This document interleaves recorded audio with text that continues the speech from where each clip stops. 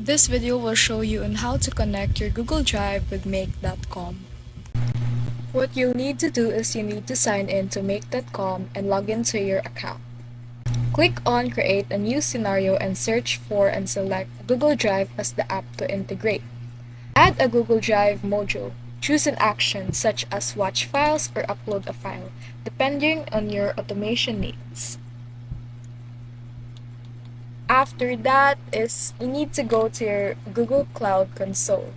Select a project, then your project must be here. It should appear here where you can select your project.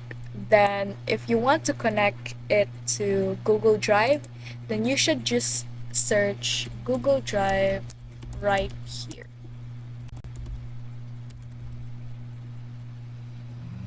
See?